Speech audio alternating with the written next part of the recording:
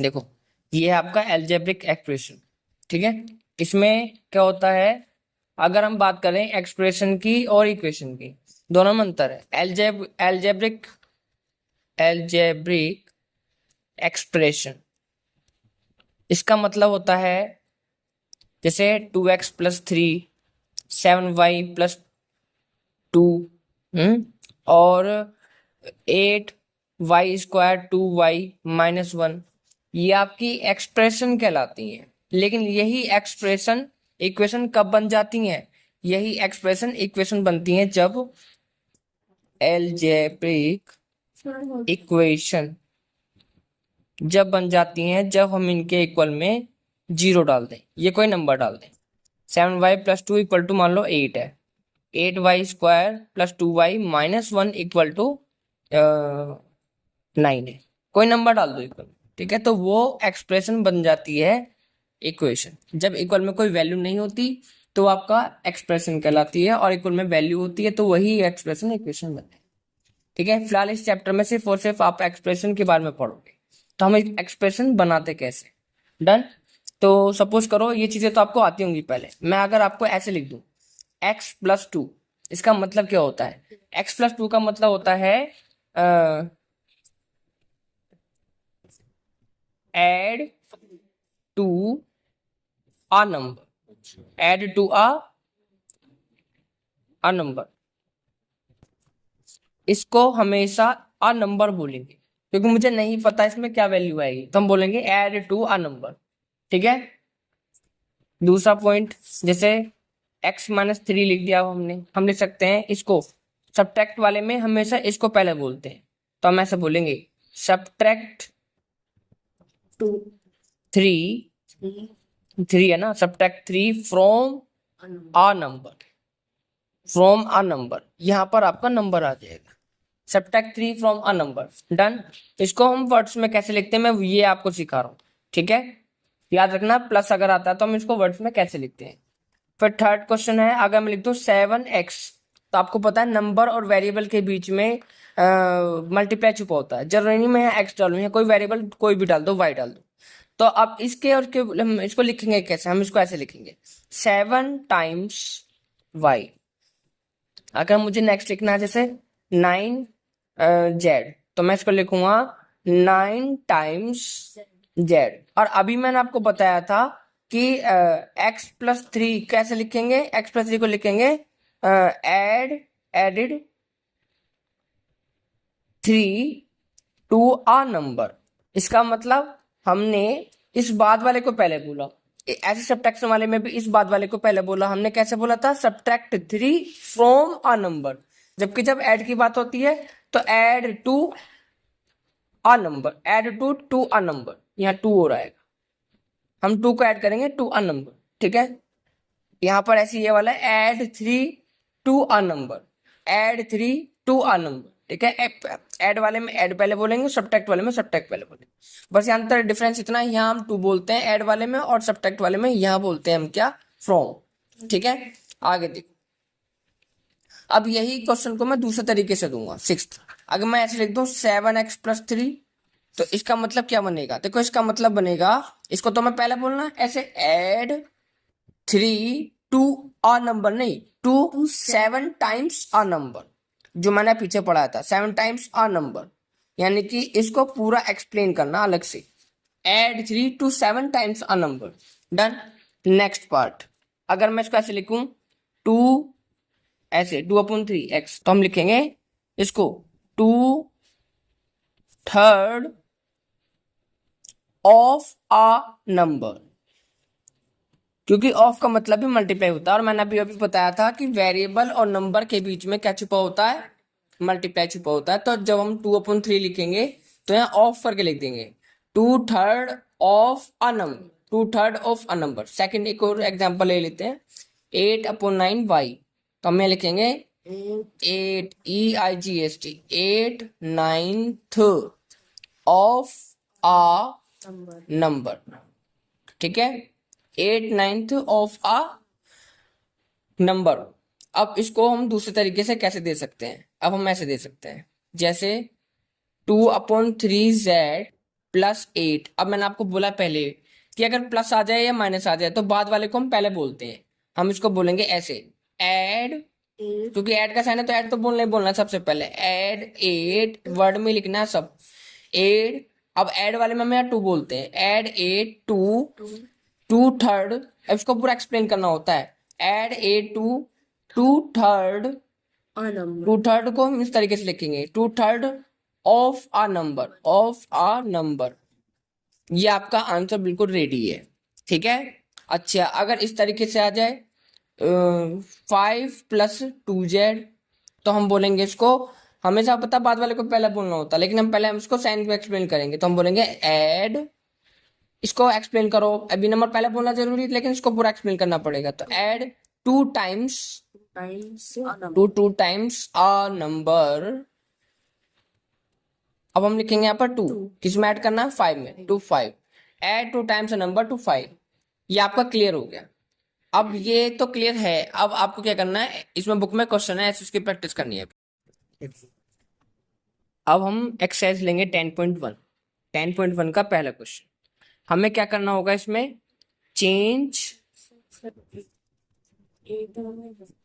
Words to numeral, words to expression बनाना, ठीक है। तो कैसे बनाएंगे, देखो ए पार्ट, इसने बोला subtract Z from Y, subtract Z from Y, तो फ्रॉम वाला पहले आता है फिर जेड आएगा, यानी कि इसको बोलेंगे आप सब्ट्रैक्ट जेड फ्रॉम वाई, ठीक है। बी वाला पार्ट, बी वाला क्या कहता है, बी वाला कहता है 1/2 of the sum of number X and Y. पहला क्वेश्चन लिख लेते हैं, 1/2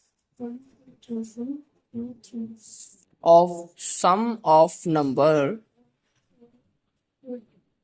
x and y। तो इसका आंसर क्या आएगा, देखो 1/2 करना है sum of number x and y, तो ध्यान दो, इस बात का ध्यान दो कि जो मेन है ना नंबर करना, तो इसमें जो भी करना है इसके जस्ट नियर बाय वैल्यू का सम, तो हम पहले सम करेंगे, ये फर्स्ट वाला पार्ट सबसे बाद में करेंगे। तो सम क्या करा हमने, एक्स और वाई का, x + y आ गया। अब इसका हाफ करना है, तो हाफ करेंगे तो हम दोनों का ही करेंगे, क्योंकि x वो कह रहा है एक नंबर बन जाएगा, जब नंबर बन जाए तो पूरा एक माना जाएगा, जब पूरा एक माना जाएगा तो 1/2 जो करेंगे इस पूरे का करेंगे, तो 1/2 लिखकर इस पर हम लगा देंगे ब्रैकेट। ब्रैकेट का मतलब है 1/2 ऑफ नंबर, ऑफ का मतलब होता है मल्टीप्लाई, तो मल्टीप्लाई इनके बीच में छुपी होती है, नंबर और ब्रैकेट के बीच में, ठीक है। ब्रैकेट के साइड में कोई भी वैल्यू लिख दो उसमें आपका, तो ये आपका मल्टीप्लाई छुपा होता है। तो 1/2 ऑफ सम ऑफ नंबर, यानी कि पहले हमने सम करा फिर उसका 1/2 कर दिया, ठीक है। सी पार्ट, अब सी पार्ट में क्या कह रहा है, 1/4 of 1/4 of product of X and Y. तो हम क्या करेंगे, पहले मैंने अभी बताया था ना, पर पहले हम ये वाला करते हैं, तो ऐसे में पहले हम ये वाला करेंगे, प्रोडक्ट करेंगे इन दोनों का। तो प्रोडक्ट क्या आएगा इन दोनों का, X Y, product X Y आएगा, ठीक है। एक्स वाई आने के बाद ये इनटू में माना जाता है प्रोडक्ट, एक्स वाई आने के बाद इसमें हमें इसका 1/4 करना है, तो हमने कर दिया 1/4, फिर से ब्रैकेट बना दो, क्योंकि ये 2 टर्म्स है, एक से ज्यादा टर्म होती है तो मल्टीप्लाई करते समय हम ब्रैकेट बना देते, तो 1/4 ऑफ एक्स एंड वाई।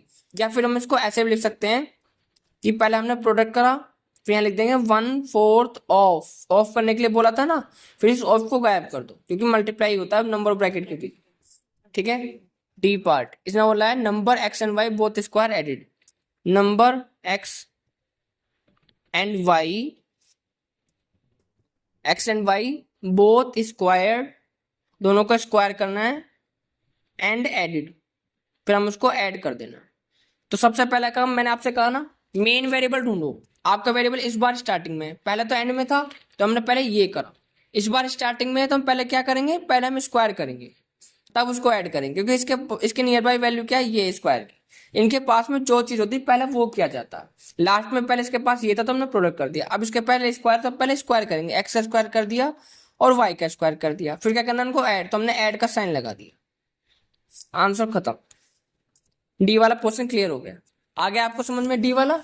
चलो अब नेक्स्ट देखो, नेक्स्ट क्वेश्चन क्या कहता है, नेक्स्ट क्वेश्चन है आपका क्वेश्चन नंबर 5, ये 5 तो करा था अभी, 6th। ये है आपका number 5 added to 3 times number 5 added to 3 times the product of number. The product of number m and n. ठीक है, क्लियर? तो इसका आंसर देखो क्या लिखना है हमें।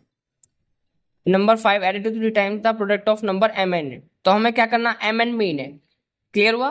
अब इसके पास में वैल्यू देख लो क्या लिख रहा है, प्रोडक्ट। तो हमें इनका क्या करना है, सबसे पहले प्रोडक्ट, क्योंकि इनके पास में जो वैल्यू होती है पहले वो करते हैं, फिर उससे पीछे चलते रहो धीरे धीरे, फिर से पीछे चलते रहो धीरे धीरे। अब हम चले यहाँ पर, अब हमें 3 टाइम्स करना है, पहले 3 टाइम्स भी कर दे, अब और पीछे चलते रहो।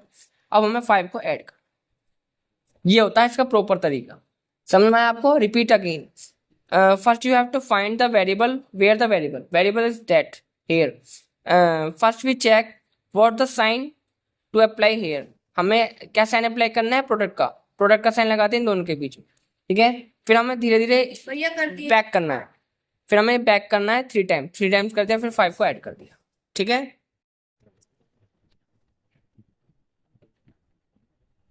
नेक्स्ट है product of number y and z, ठीक है। सब्ट्रैक्ट फ्रॉम 10, अभी सब्ट्रैक्ट फ्रॉम 10, ठीक है। तो पहले वेरिएबल कहाँ पर है ये, तो अगर ये है तो इसके नियर बाय वैल्यू ये, पहले हम इनका प्रोडक्ट करेंगे x y, फिर सब्ट्रैक्ट फ्रॉम वाली वैल्यू कहाँ आती है, हमेशा पहले आती है, सब्ट्रैक्ट का साइन लगा दिया, आपका answer finish. Sorry y z, ठीक है। 8 पार्ट। अब क्या कहता है, sum of number a and b subtract from their product. Sum of number a and b subtract from their product,